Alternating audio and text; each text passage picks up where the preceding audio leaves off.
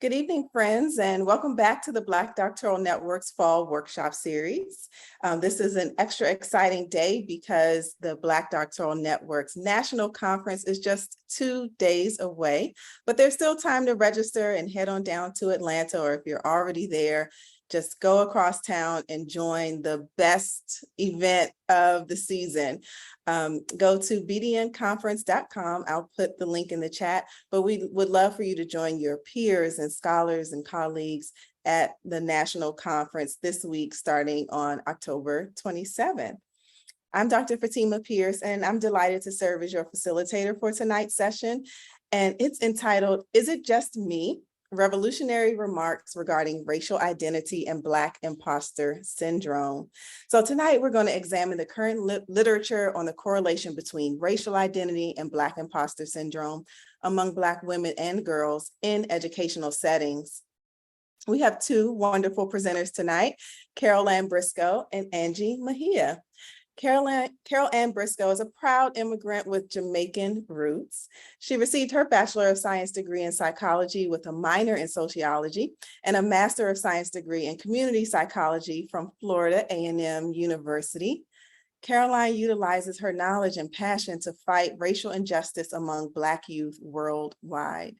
She's the founder and executive director of the Justice Is Us Project Incorporated, a nonprofit that teaches Afrocentric advocacy skills to Black youth across the African diaspora. So welcome, Carol Ann.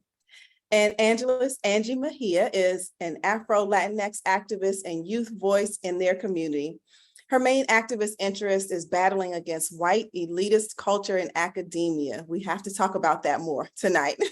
When she's not advocating for a cause, she's often found writing poetry and speaking about her lived experiences, especially those conversations that often omit intersectionality. They've been involved with the After School Alliance, the Broward Youth Coalition, and the Justice Is Us Project, among other fantastic organizations. Their motto is always root for the underdog. How fantastic is that? So at the end of tonight's workshop, you'll be able to identify imposter syndrome and its effects and how to combat it, particularly in the educational space. So with that, I would like to turn it over to Carol Ann and Angie to take us through tonight's presentation. Hi, so as you all know, you just introduced me. I'm Angie Mejia. So I'm going to present the presentation. We can get started.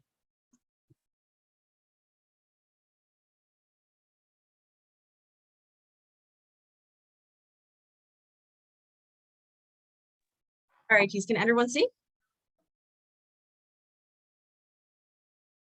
Yes, we're good. All right, Ms. Briscoe, would you like to go first? Yes, thank you so much. And I'm just going to say my age, just so Angie could say her age, if you guys don't know. But hello, everyone. My name is Carolyn, 27 years old. Again, thank you so much for introducing me. I am the founder again of the Justice Is Us Project. It is very unique. It is very brand new. I founded this organization in February and it's just been flourishing since then. I've made partnerships all over the world, Liberia, Haiti, Jamaica, and it's just going to continue to grow. If you have not known, Angie is one of my youth activists in my organization, and she's like one of the best that we have. She's flourishing, she's thriving, and I would love for Angie to introduce herself and her age, of course. Hi, so my name is Angie Mejia. My pronouns are she, they, and I am 17 years old, so I'm pretty young. Yes. So I am the founder of the youth-led initiative, Liberation Through Learning, which is a branch of the Justice Is Us Project. It is a space for Black girls and gender-expansive youth to promote Black positivity through the cultural creative arts. And honestly, I founded this program because I was exhausted with the white elitist culture in academia. And I really wanted to create a space where Black girls can flourish within themselves unapologetically. And that's kind of what this presentation is about. Is it just me? Revolutionary remarks regarding racial identity and Black imposter syndrome among Black women and girls in academic settings. It's a long title, but it's an important one. All right, so. Okay, so just for the overview, we're going to be talking about racial identity. What does that mean, especially as a Black woman or a Black girl in an educational setting? We're going to be talking about Black imposter syndrome, which is incredibly, I'm surprised no one talks about it. I feel like we should write a paper about it because it is important. And we're gonna get into that. We're gonna be talking about Black women and girls and their identities in academic settings. We're gonna be talking about recommendations for combating Black imposter syndrome within the educational system. And we're gonna be, promoting reflections. We're of course gonna open dialogue, let the community really pitch in and, give their 2 cents into like this whole issue. All right, geez. So the objectives: identify factors that impact racial identity development in Black women and girls, which that pretty much explains itself. We're going to define Black imposter syndrome, which is incredibly important because a lot of people don't really know what that means, and its development in academic settings. So kind of how it like comes to be. What is it? Like, how does it rear its ugly head? And, identify effective problem-solving solutions to increase racial identity and decrease Black imposter syndrome among Black women and girls. All right, geez. So Maya Angelou, wonderful poet. We all know the Cage Bird sings. She actually experienced imposter syndrome. So what she said in, one of her quotes was, "I have written 11 books, and each time I think, uh-oh, they're going to find out now." Incredible poet. Everyone's giving her awards. And still she experiences this self-doubt within herself. And she feels as though that her work is not good enough, or her work is not good enough compared to her peers. So I really found it interesting that such an important person in contemporary American literature, a Black woman at that, feels like as though she does not measure up compared to her peers in poetry. And so this just goes to show that it affects everyone, no matter how great you are.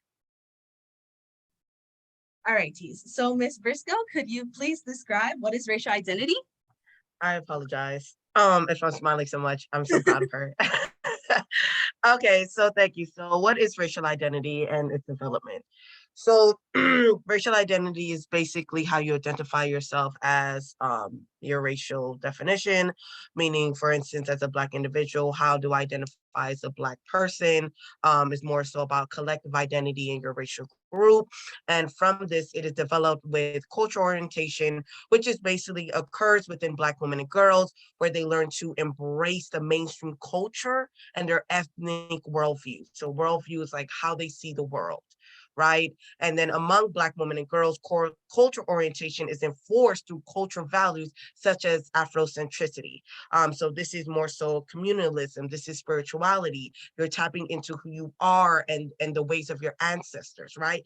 So it's not just you as a person, but it's you and your ancestors and your community together.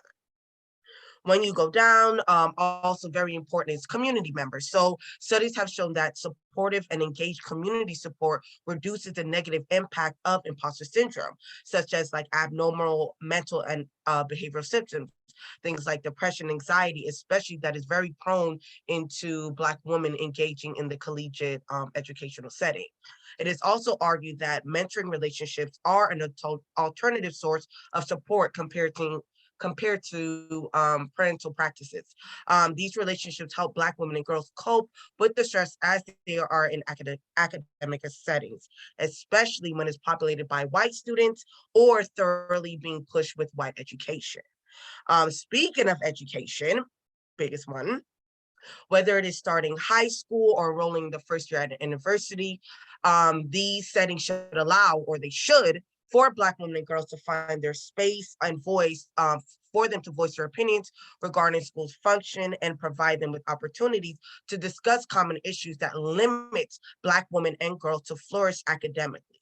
Academic settings are characterized as the exploitation of generations finding clarity of what it means to be a member of the community, to practice their obligations associated with membership in the academic community.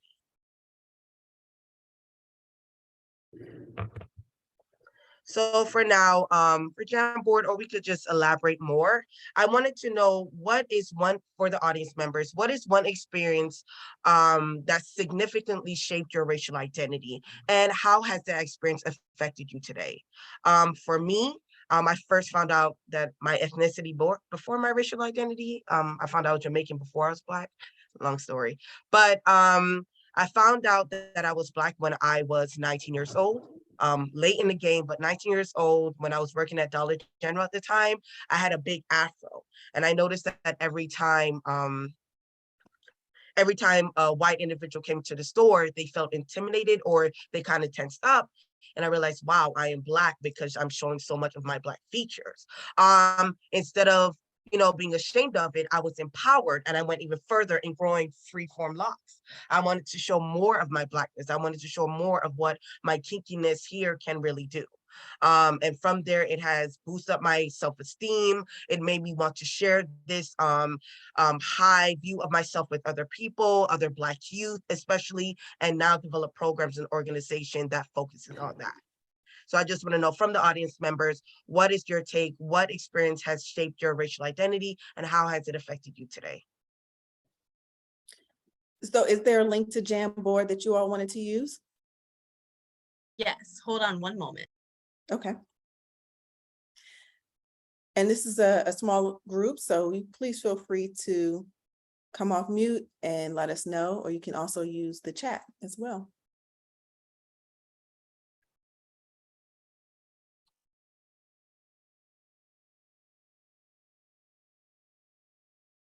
The Jamboard is now in. So again, the question was, what experience have significantly impacted your racial identity, and how has it affected you today? You can use Jamboard, you can use the chat, or you could just verbally speak by coming off mute. Since it's such a small group, I don't mind speaking. My name is Linda. I am Haitian American, and I struggle with acceptance between the two groups. I have a very American sounding name, so people wouldn't know that I have a Haitian background. My Creole is adequate, but if I'm in a group of Haitians, they know that I was not born in Haiti. And I've had people tell me, well, you're not Haitian. And I was like, but both of my parents are Haitian. So I have nothing but Haitian blood in me. And so my identity is always questioned. Thank you for that. It's funny because I was writing my thesis on that, specifically with the Haitian community regarding racial consciousness, them identifying more so if they're Haitian or more so if they're Black, right? What is the problem? What are the pros and cons of that? So thank you so much, Linda, for stating that. You're just promoting me more to continue and finish. Thank you. Oh, yes, go ahead, Ms. Cooper. Hello, I'm Danielle, and I think it's maybe easier for me to identify the experience that's happened in my adulthood than to feel so clear about the experiences in my childhood. So I distinctly remember being a Black woman with an afro and having the discussion about what my hair looks like before I go and apply for a predominantly white institution's job. And I remember, because it was a generational conversation, like me, my sister, my mother, and I had to really explain to them that I needed to be overtly, like if the oppression is going to be there, it's not going to be because I hid some portion of myself and then they get to say, well, this wasn't who you were in that moment. But then I still had to deal with this balance of like, we have this narrative of professionalism, and it's not just I can do my job. It is almost a level of effort that you put into your aesthetic. So then even if I'm going to have an afro, still thinking about like, how do what's the suit I'm going to wear? What is the message I'm going to wear? Or I'm a very young woman, a young Black woman in a large white male space. So then how do those things translate? And I think for me, that experience made me feel more affirmed. I think it was something that comes from earlier experiences of just generationally. I think, having decided like some of what I want to see from people, I don't want them to hide their hands. So then I want people to have to chew on who I am, or, to move past whatever it is that I'm offering as an identity. And so that's something that has guided my time in academia.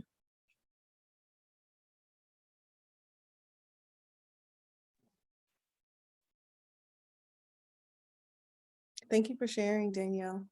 Anyone else?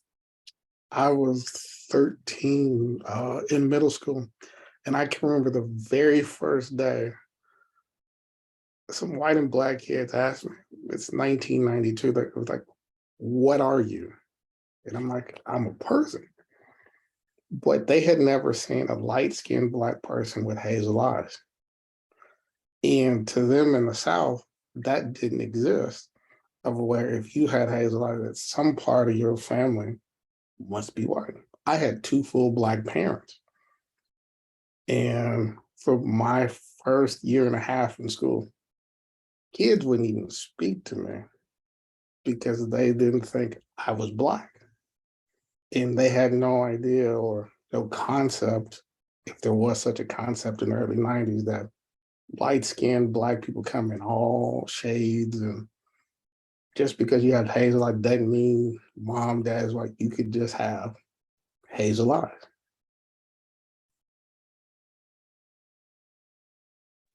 Yes, thank you for sharing that too. And I do think the year is significant. We don't think about 1992 being all that long ago, actually. It's not the 40s or 50s or even, Jim Crow, for example. So I think it is somewhat surprising about how much work we still have to do and why we even have to have these conversations in 2022, because the need is so great. It doesn't seem to be diminishing as much as we would hope that it is.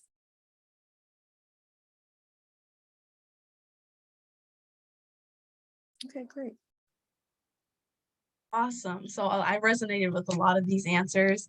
I could give my own answers. So it was my own family. I know it's scary, but yeah, it was my own family.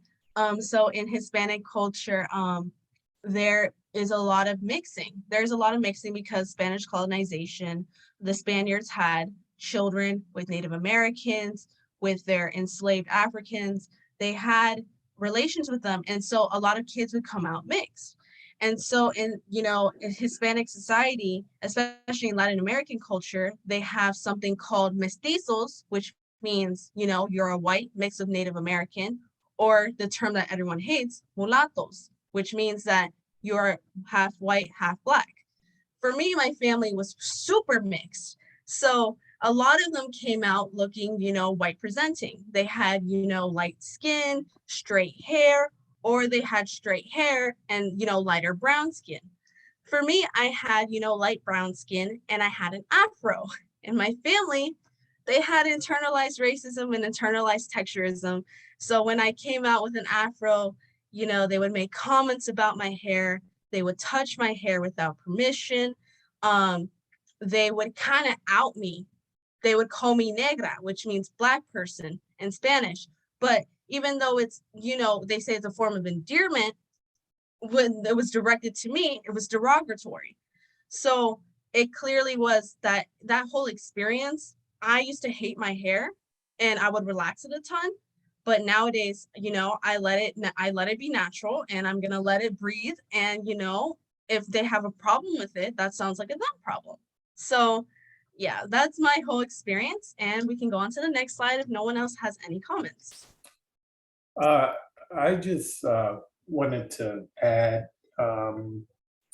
it's very interesting discussion. I was thinking as everyone was speaking, I was thinking back to maybe grade school or middle school, just how the teachers would,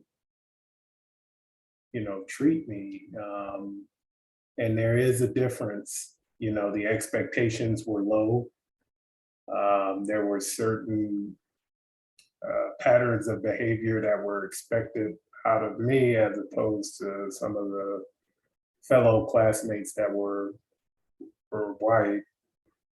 So I would say earliest recollection would be not so much other classmates, but just from the teachers themselves that weren't used to the culture, African American culture, or had not been around a lot of African Americans, but still taught school in those areas. I would say the interactions definitely made me feel like there was something wrong or some type of issue.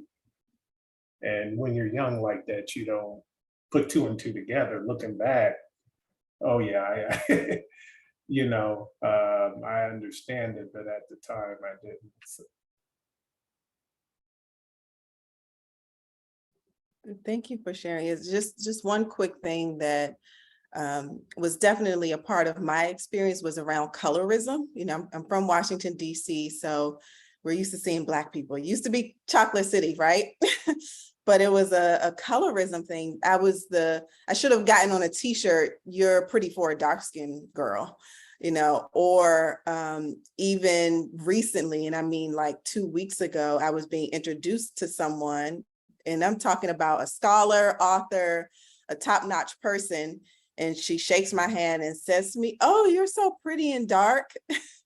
So it's like, what does that even mean?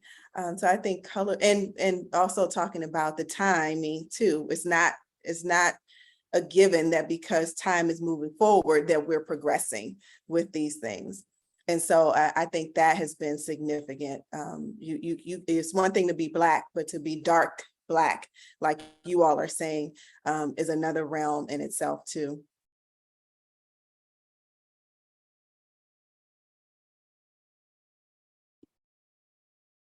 All right, so if there's no more comments, we can move on to the next slide. All right, Keys. So how do we define Black imposter syndrome, right?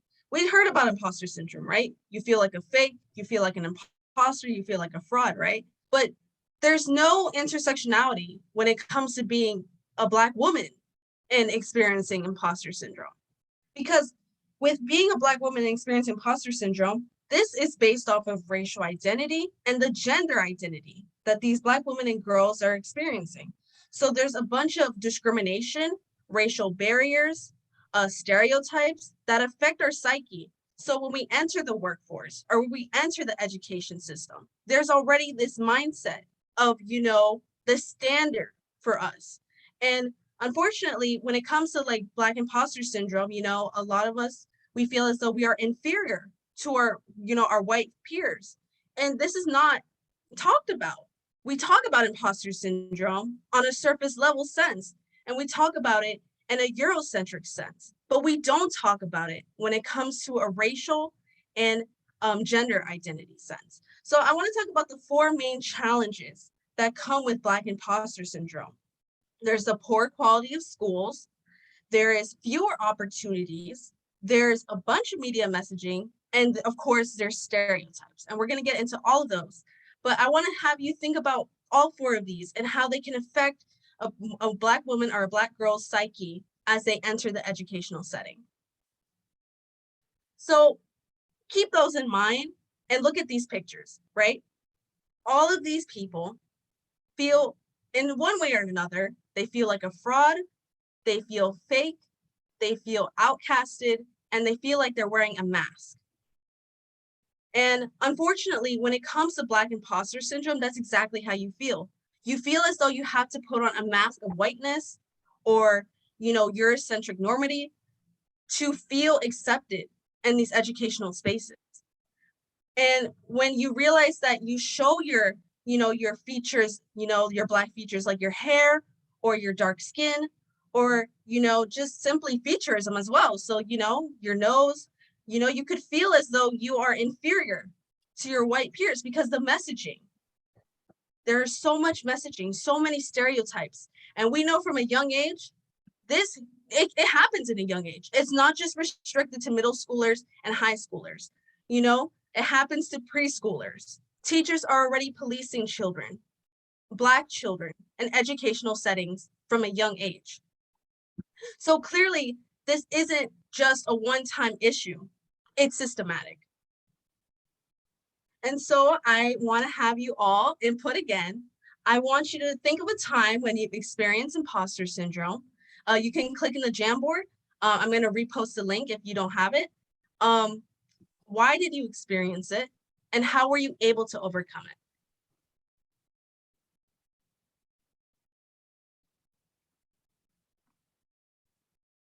I can repost that, Angie, so you won't have to stop sharing.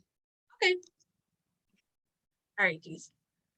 So for myself, I've experienced horrible imposter syndrome. So I went to Denison University's. It's a school in Ohio, and it's in a predominantly white state, right? And so I go there for a writing camp, and I come in to the room, and I am one of 5 Black individuals who were selected for this program. Mind you, there were 47 students selected for this program, and only 5 of them were Black. And majority, there were some Asian people, maybe some Native American, but majority, a good like 75 to 80% were white people. And so when I entered this space, and I started talking with the peers, with my writing peers, and I started asking them, oh, how was your school? How did you hear about this program? It's a writing program, right? So you wonder, like, what made you become a writer? A lot of them are saying, I went to a well-funded school. I went to private school. I had an amazing teacher.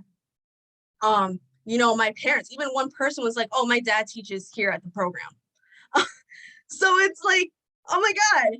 So we have some nepotism going on here. And, I got in, and, I'm on a 75% scholarship because I'm low income. I'm one of 5 Black individuals who were selected for this program. And compared to my peers, my writing professional experience, it wasn't stacking up. So I felt like a fraud. I felt like the admissions team, they made a mistake choosing me. And so it really took a toll on my psyche. That night I cried. I really did. I cried, and I was like, why am I here? I don't deserve to be here. And then I realized, if I was here with less resources compared to my white affluent peers, I am as good, if not better, than them, because I got here on less resources, on less funding, and my dad, he doesn't teach the program. So I think I got in for a good cause. So I just wanted to ask y'all, sorry. I just wanted to ask y'all, what was the time that you experienced imposter syndrome, and how were you able to overcome it?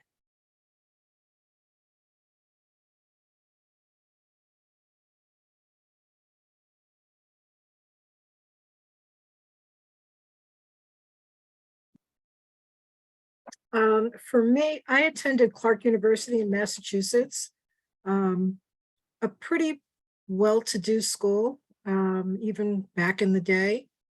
But it wasn't until about maybe 10, 15 years ago, I ran into somebody and just happened to mention, I was in a group and mentioned that I went to Clark. And they said, oh, you went to Clark? You must really be smart. That was the first time that I really kind of considered myself to be smart at all.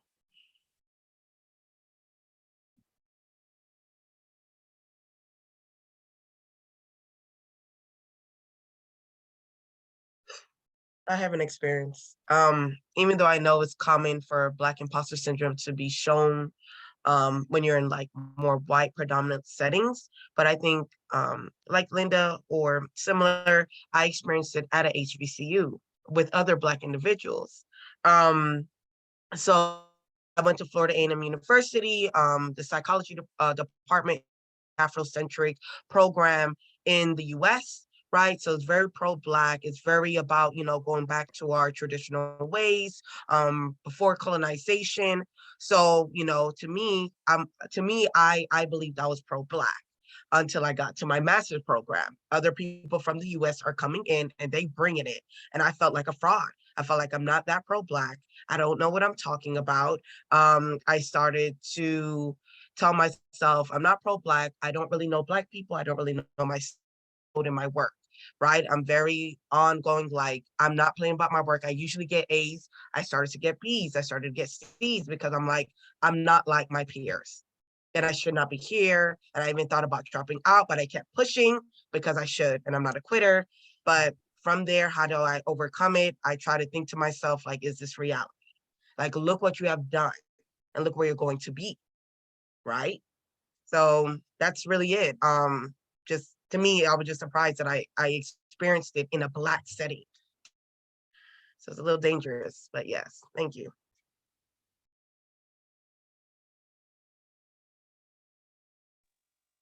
I'll go. Um, I think for me, imposter syndrome most clearly set in as I had repeated failures in pursuit of my comprehensive examinations, and I felt like it was evidenced, right? Like they don't think I'm good enough. They're not passing me. But it took me a while to then sit back and ask myself, what does it mean that they give me this like 24-hour test and want me to write like 4 10-page papers? But outside of this scenario, they know I'm a good student. They know I can do research. They know I can do all of these things.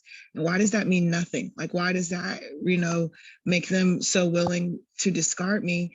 And I actually ended up having to find other community. It just so happened that I ended up working at a nonprofit, and it was the counterbalance of the success that I felt outside of the academy that helped me reinforce, like, what type of researchers are y'all? This can't be reliable. There's so much other evidence that I'm a good scholar besides this test, or there's so much other evidence that I'm a contributor besides this test. And so it was really both that external workplace had other Black people that were pouring into me and were really impressed by me. So when you leave the academy and people once again pour into you and talk positively about you, it kind of allows you when you come back to say, who are these people and why do they think they know know me any different?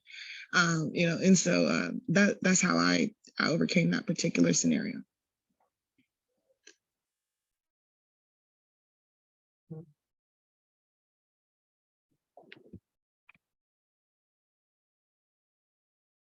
All right, so last call for comments, and if not, then we can move on.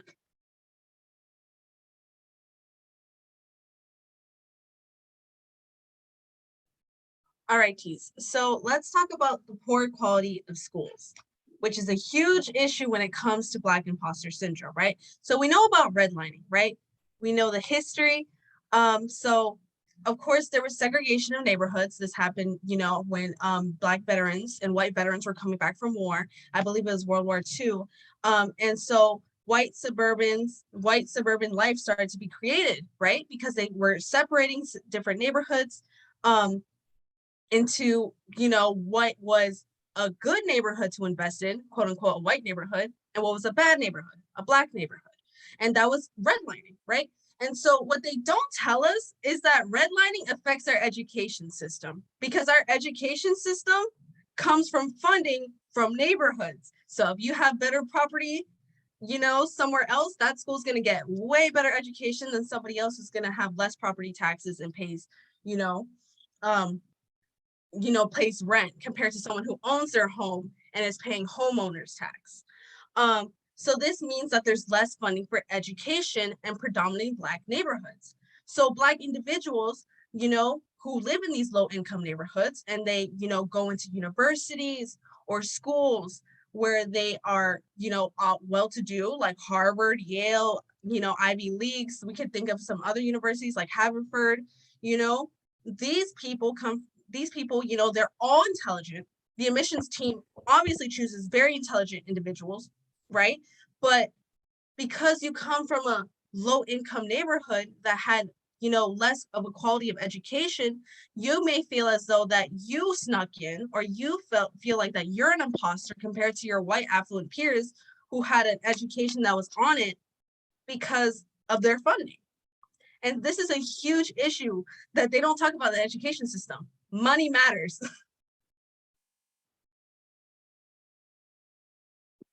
Hold on. There we go. So we could talk about the fewer opportunities as well. So with education, there's money that goes towards school and there's money that goes towards extracurricular activities. So I live in the state of Florida, right? And so I participated on the debate team for Northeast High School. I don't even think we ranked that well. So I participated on their debate team. And so I was talking to my debate teacher and I was like, I don't feel like we receive as much of a great education. Our debate team is poorly funded. Our school is falling apart. And he's like, well, American Heritage has the #1 in the state for debate. It's a predominantly white, affluent school. And another issue that they don't talk about when it comes to opportunities is nepotism.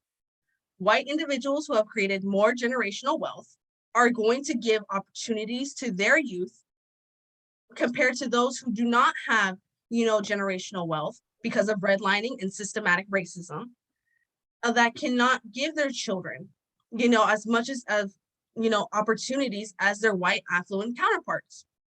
Nepotism is huge when it comes to the education system, and it also affects, who gets into these Ivies, because these Ivies are looking at these extracurricular activities. They're looking at what you did, right? So somebody who comes from a white individual who has generational wealth and a bunch of opportunities is more likely to get accepted than somebody else, a Black individual, especially a Black woman, who doesn't receive all of these opportunities because her parents are low income. It is a systematic issue, and it clearly causes Black imposter syndrome. And so I also want to talk about stereotypes. Stereotypes are huge when it comes to Black imposter syndrome as well, because not only does it affect how you view, others, it also affects how you view yourself as a Black woman, and especially as a Black girl. There is the angry Black woman trope, which I'm sure that many are familiar with, especially when it comes to women of darker complexions, right? They portray them as people who are angry, who are more frustrated, who cause issues for no reason. And this picture right here, we already know Serena Williams, absolutely talented tennis player. They showed her like this when it came to Wimbledon. So even somebody as great as Serena Williams, they still are targeting her. This is still a massive stereotype that attacks people of all types of talents. And so adultification is also a huge thing as well. Black girls are often seen as adults, period. They are not seen as girls. They are seen as women. And because of that, they often experience more discrimination. They are often talked down to more. They are often sexualized or fetishized because they are seen as women rather than Black girls. Even if you're a minor, they see you as a Black girl, as a Black woman. So, which is a huge issue, because in the education system, you might not receive as much help, or you might not receive as much guidance, or you might not receive as much help because, I think I repeated myself twice, because you are seen as a woman when you're simply a Black girl who is a student. You don't receive these resources because they see you as an adult who can receive these resources for themselves, which is an absolutely huge issue. And then Black women and girls are doubted more than their white male counterparts. So when it comes to the workforce, the education system, we are seen as, not as smart, or, they'll say you sound white, or, I remember reading one article where one Black presenter, she was saying that one white colleague told her, well, if I close my eyes, I wouldn't know that I was speaking to a Black woman, which absolutely problematic, absolutely disgusting. And because we're doubted and we are harassed and criticized for so long, compared to our white male counterparts, it causes more fear, anxiety, and frustration, which are things that completely change your worldview and how you view yourself when it comes to the education system.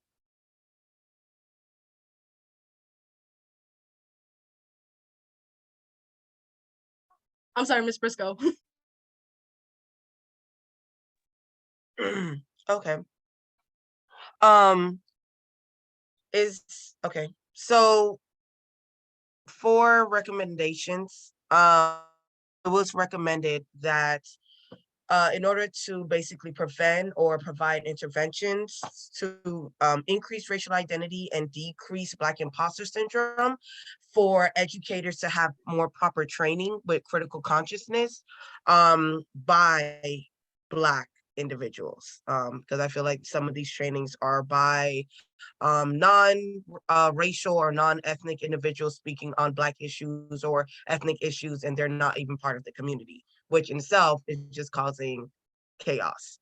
So these policies need to be implemented, as well as a sit down with Black individuals in the circle to decide how can we properly implement these type of policies, create a space for Black individuals just to simply express themselves. The majority of the time, the reason why Black girls and women still hold on to the imposter syndrome is because they did not have the space to express, this is how I feel. this is how I view myself. Something as simple as that could save them from depression, anxiety, and other problematic psychological issues that may come about. So from that information, we wanted to know from the audience, what other problem-solving strategies can we do to provide a space where Black women and girls can flourish unapologetically? I'll jump in. This is Danielle. I finished a book earlier this year about Black storytelling among girls, and how we see, powerful stories from like Octavia Butler, but those are women, right? Like, and how can we as women really empower young girls to do storytelling, because they have great vision. They can write themselves as their own heroes in their story. They can write a world that, with a vantage of more fairness or justness or, equity or any of those things. And I think the other side of the coin is just like in my adult life, like me right now, I'm trying to engage more with Black women's memoirs. So then reading Cicely Tyson's memoir, and to know that 100 years ago, she was alive, like all of these things kind of like blows my mind, or it makes me think more about, would I write a memoir? Like, why do you have to wait to be 90 to write your life story once again? And so I just think that gives me context of like, how dare I or anyone else minimize me based on my ancestors, based on what we've been through. And I think that you all have done a really good job of like pointing out how so many things lead us to discredit ourselves instead of, I recently learned the term like identity-based assets, right? Like, so we don't feel like I'm a warrior because I've been through so much, or I got here with so few resources, when really we should look around and say like, man, some of these people that's here with us, they got here easy, and I got here with intention. Right. Love it. Thank you.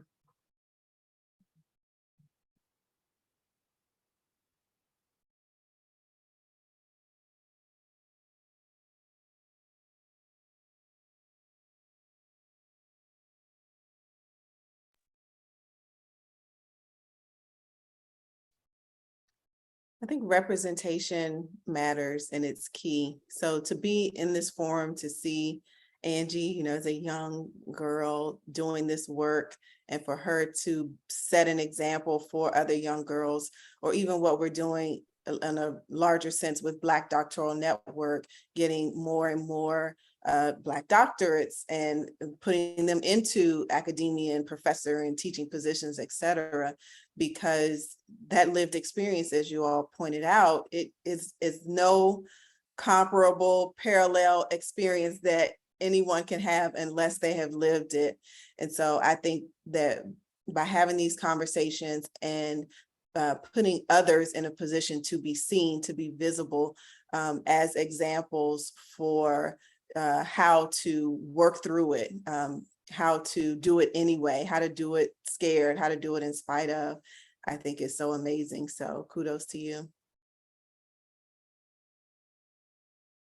And I think you bring up a really good point of finding that stage as a teacher.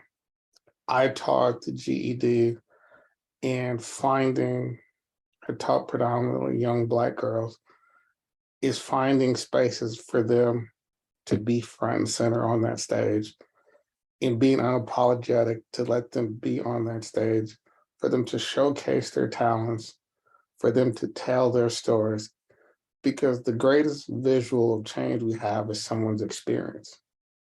The more someone sees like, oh, I didn't know they could, is visual is everything. Serena Williams. Serena Williams will probably be this generation's Michael Jordan, Muhammad Ali, of where you saw a Black woman on a stage that you didn't think existed. And I think for leaders now, me being in higher education and working on a doctorate, is what are those stages that I can put young Black women on for them to showcase? Because to me, the greatest asset of change is visual, someone's lived experience, and for someone to see that. And when someone sees that, it opens up everyone's eyes.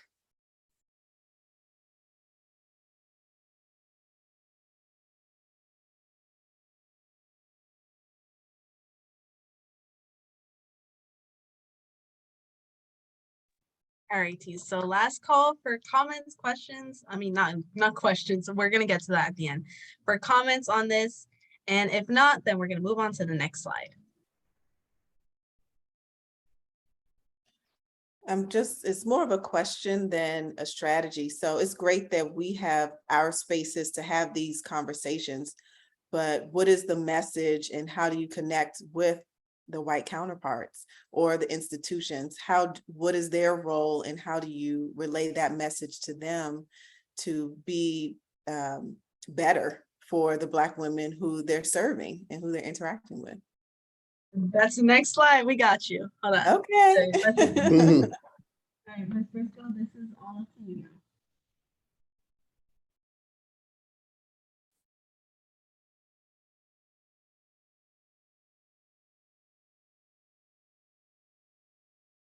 So I continue. Like I was stating with recommendations, I did speak about diversity training. So I guess you could say we could just continue to talk about imposter syndrome and how it affects Black women, because like Angie was stating, we do not talk about it enough. It's kind of like a hidden conversation. We just don't speak about, we just go through it and just hope for the best. Extremely problematic because whatever we go through, we pass down to our children and their children. Of course, create spaces where Black girls flourish. It doesn't even have to be about sitting down in a circle and talking. Like Mr. Derek stated, we could just do something to showcase their talents. It could be spoken word. It could be anything of cultural arts, storytelling that Miss Danielle was speaking about. Anything, anywhere that showcase who they are and the problems that they are going through will help them significantly. As well as like I said before, with racial identity is not just impossible.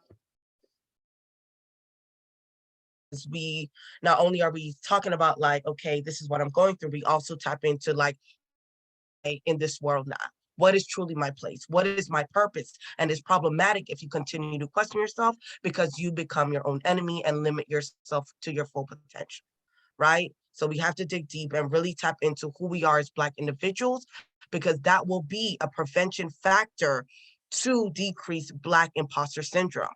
I know I'm amazing as a Black individual, not because I am who I am, because I am the descendant of my ancestor and no one can tell me nothing, period. You understand? All right, and that's all I need. And I just keep on going no matter what. Sorry, I got a little emotional. Okay. Sorry, but yes, I love this slide. But yes, and we don't have to continue. Now, there's no question, but do anybody have any comments about further recommendations about how we could provide spaces to talk about these Black women and girls and imposter syndrome? If not, we could go on to the next slide.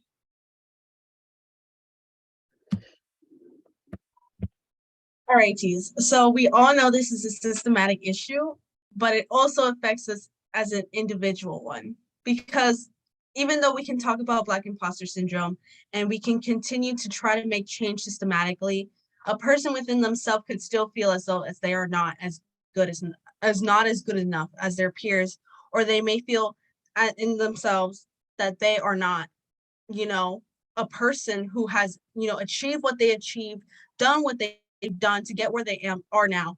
It's, even though like we can talk about this on a systematic level, personally, a lot of people don't want to talk about it. And especially for Black women, they feel as though that they are, alone, or they feel like they're by themselves. And that's why it's important to find your community, because you really need to find other people who experience the same thing. So you can find, like the Black Doctoral Network, which is a huge organization of, Black doctors or educators. Also, you can have like small groups, like, at colleges, they have the Black Student Union. At other places, I don't know off the top of my head, but I know for sure that they create spaces for Black LGBTQ+ youth. there's spaces, they exist. You're not alone in that sense, because in these educational spaces, they want you to feel isolated. You know, they want you to feel like you're by yourself when you're experiencing these issues, but you're not.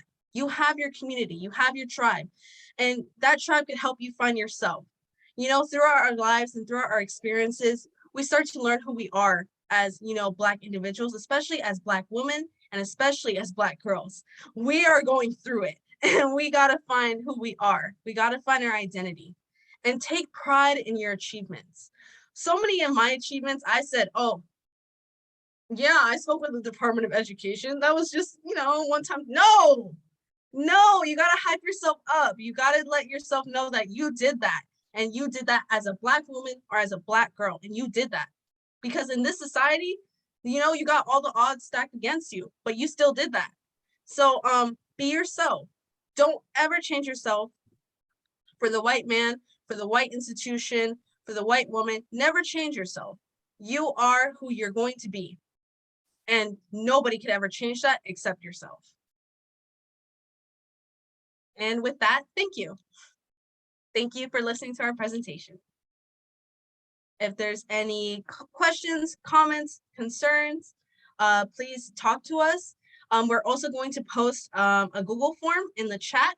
And here's our contact info if you would like to contact us or reach out to us. Or, you know, just learn more about our initiatives. Like I said, I'm the founder of Liberation Through Learning, and which is a branch of the Justice Is Us project, which, you know, Ms. Briscoe runs, which is really important because she's doing so many great things and nobody really knows about it. We gotta spread the word, okay? We gotta let people know. Well, I just want to say thank you while we're thinking of our questions. Thank you to Carol Ann. Thank you, Angie. We learned so much. We could have gone on for another 30 minutes, I'm sure. But I want to see, Michelle's kicking us off here with a comment about colorism. Let's see, by the way, colorism and whether or not you have good hair or ethnic hair is a thing in my Italian American family. That part I can identify with. So thank you for sharing that too. And is there a hand raised, Danielle? Hi, I just wanted to inquire more about the construct that is Black imposter syndrome. I appreciate the layout that you did, and I was just wondering, does that exist? Like, is that something citable? Is that something that you all are brewing? Is it new, or is it just something I hadn't heard of? Can you give more context to the construct? Mm-hmm. Okay, so I started this idea with Black imposter syndrome. Ms. Briscoe was like, do you want to do a workshop, Angie? I was like, let's do it. And so I realized that imposter syndrome isn't talked about enough in the Eurocentric sense and the normal sense on a surface level.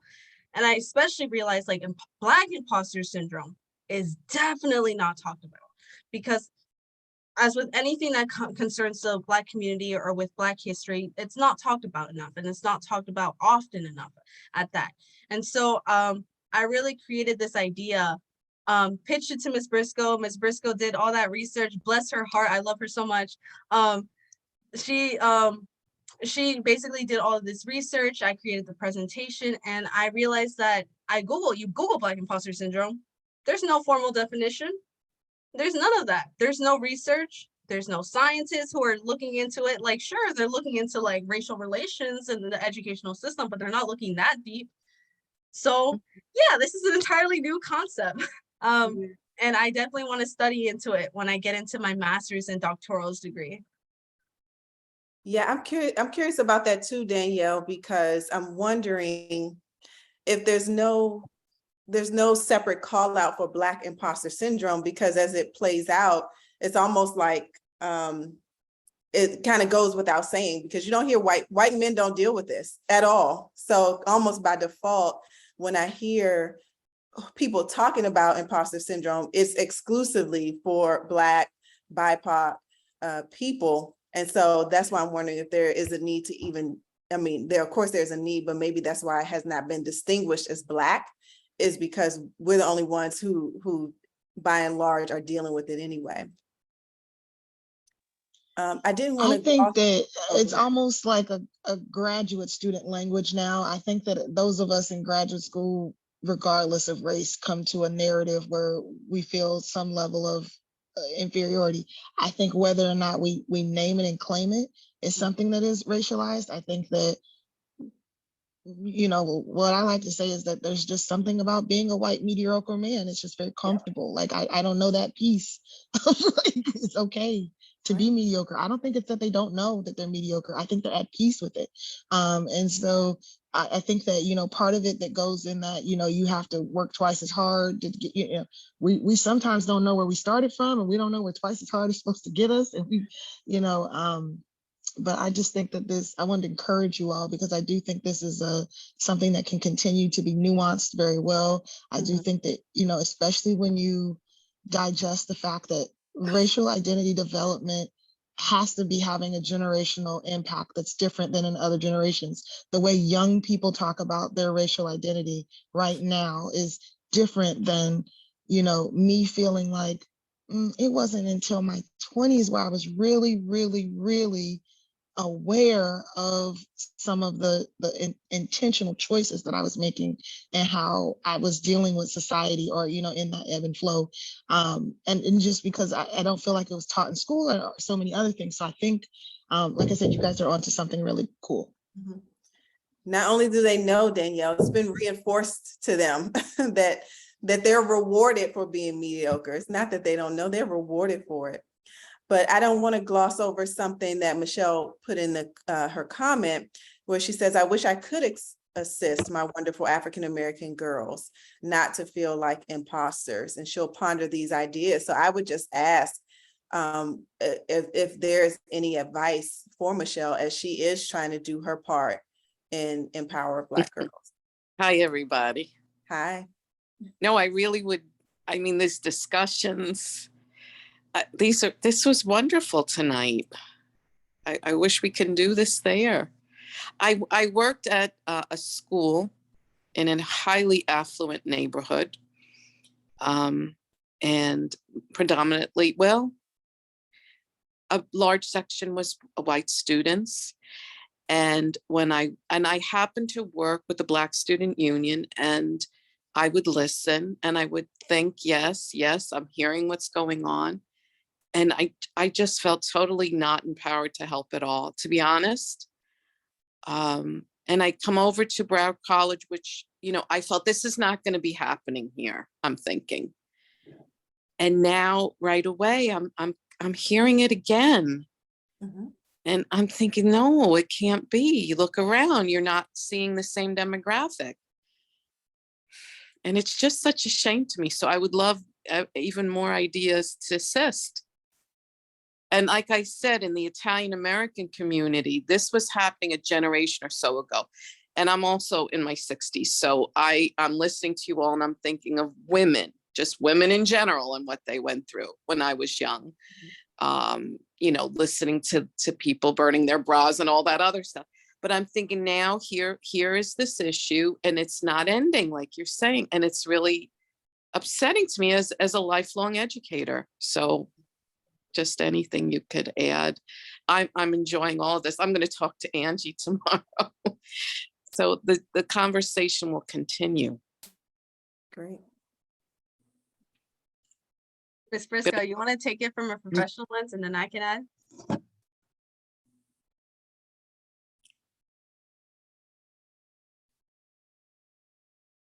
It's great because you stated that, Ms. Michelle, that you are the guidance counselor. Yes. Yeah, so that's even perfect.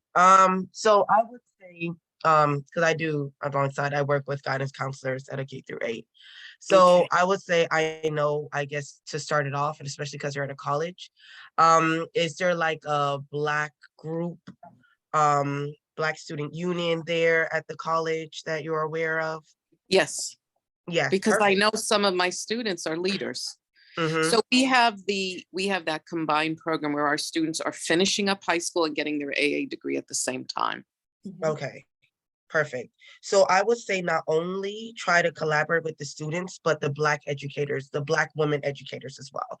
Because even though they're educators, I promise you, they're probably still going through the same thing. Mhm. And one thing that, at least for me, in my opinion, Black individuals like to see is that they are not alone in the fight, right? Right. In any form of age. So I would say from jump, see what's really going on, know more information about this from the educators and from a student perspective, and see if it is possible to have like a first like group meeting. And then from there, you allow them to lead and see where else can they take this. And I Mhm. promise you, it's gonna, oh my gosh. But yes, The power of asking, right? Ask the question. And so in this space, we're coming up with solutions, but you don't necessarily have to. If you get these students in the room, you get the educators in the room and actually ask them what they need from you, they will tell you for sure. Okay. Right. And I would say to work with multiple types of groups. So yes, you definitely want to get to those who are living this, but work with all groups. So I teach at a PWI, and there's a freshman level course on anti-racism. And one of the things we talk about is socialization and how you come to know what you know and how to move to that liberation. And it's mostly white students, but they get it. And we do have Black affinity sections of the course to provide that safer space for Black students, but we're having the conversation with everybody. So I think that's important too, not to limit the conversation. Not to limit. All right. Thank you all so much for tonight. I really appreciate this. I've really enjoyed. Amplify, network, because as I'm thinking about that, I need to have you all come talk to my class in the spring semester about some of these things. That would be good. Thank you very much. Sure. Any other comments? We have about 10 minutes. We have about 10 minutes. So, any questions? I think also as a teacher, taught 10 years in mostly underserved communities. And I think the two most important things, opportunity and access, is that if you have the opportunity to put a young Black girl in a chance to better herself, is, you do it.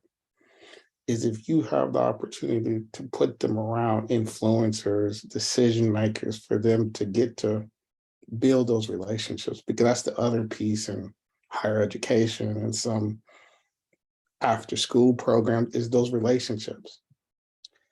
And sometimes it's that one-to-one connection that builds that lifelong relationship, is giving young Black girls that opportunity to build relationships, to ask questions. Because I found is that we can all come together and say what the problem is, but until you can get in the room with a change maker or someone who has the courage and is willing to put a young Black girl in an opportunity for success or empowerment, it seems like the circle is just spinning. Thank you. Thank you. I know this is supposed to be a presentation, but this has been so therapeutic for me. This has been so nice. I love it. Okay, great.